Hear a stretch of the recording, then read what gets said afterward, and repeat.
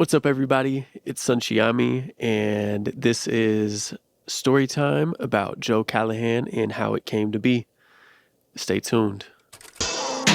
No, I'm not quasi taking photos or delusional per usual. So, Joe Callihan, this song had been sitting in the vault since 2021. I was in Mississippi at the time of the creation of the song. And if you've listened to it, you probably can feel the energy that was passing through me at the time.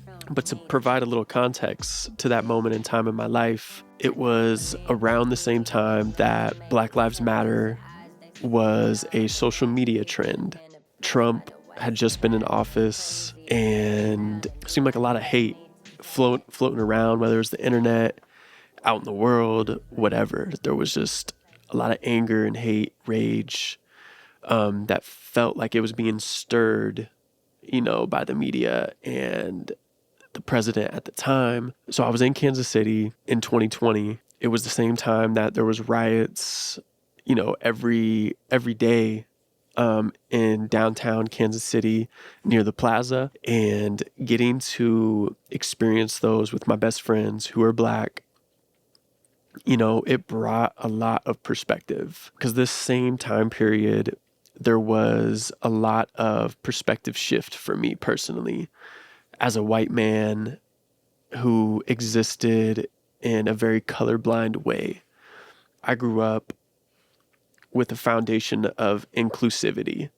It didn't matter what you looked like. My parents never said nothing about who I was hanging out with. They just were like, is that a good person? Or that's really it. And sometimes not even that. Like if I brought them around, they just be like, okay, they just kind of let me do my thing and watch from afar. They didn't say much. So that was sort of my foundation starting real early, because my friend group was always pretty diverse. In that same vein, it also created that colorblind experience for me. So when I was going to these riots and becoming more aware of how my experience was also part of the problem.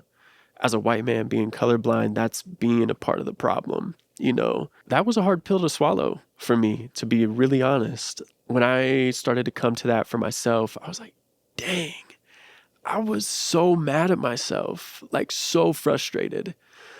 And that same anger started to go outwards towards other white people because I saw what this movement was doing to white people. I saw a lot of discomfort, a lot of switch ups, a lot of just people acting different and funny when I was with my best friends in the world.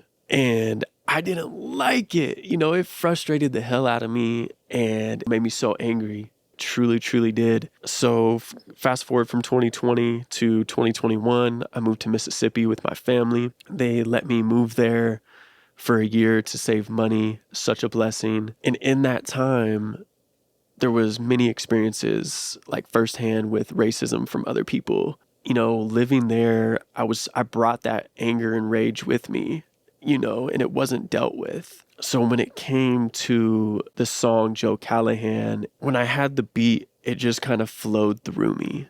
When I got to make this song, it totally was a huge moment in my healing for anger and rage towards racism, because anger and rage and frustration, those don't solve anything.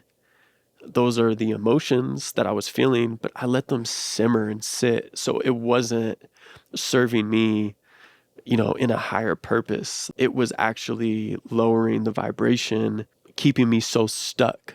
So getting to make this song, it was sort of like the liberation and freedom and the realizations that I needed to have for myself. Yeah, that's really it for this story time.